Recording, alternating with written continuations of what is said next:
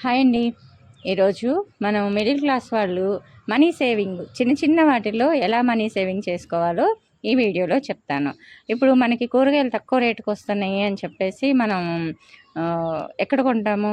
ఎక్కడంటే ఇప్పుడు షాపింగ్ మాల్స్కి వెళ్ళినప్పుడు ఉల్లిపాయలు అవి ఇవి తీసుకుంటాం కదా. అలా కాకుండా రైతు బజార్కి వెళ్ళి కొనుక్కోండి. ఉల్లిపాయల రేట్లు, టమాటో రేట్లు, కూరగాయలు చాలా వరకు తగ్గిపోతాయి. మనం షాపింగ్ మాల్‌లో చూసుకున్న దానికి ఇక్కడికి చాలా వేరియేషన్ వచ్చిద్ది. ఇలా దాచిన రూ. 1, రూ. 2 తీసి డిబ్బీలో వేసేయండి. వేరియేషన్ చూసుకోండి ఒకసారి. అక్కడ ఎంతైతుంది, ఇక్కడ ఎంతైతుంది అనేది ఒకసారి చూసుకొని, అప్పుడు మీరు ఆ మిగిలిన డబ్బుల్ని మనం డబ్బాలో వేసుకున్నామనుకోండి, ఆ చిన్న చిన్న అమౌంట్సే పెద్ద అమౌంట్ అయితాయి. అంటే మనకి ఒక సర్టెన్ జాబ్ లేకపోయినా, ఇన్కమ్ లేకపోయినా కానీ ఇంట్లో ఇలాంటి రూపాయి, రూ. 10 దాచినయే మనకి రేపటి రోజున పెద్ద అమౌంట్ అయిద్ది. అవునంటారా? కాదంటారా?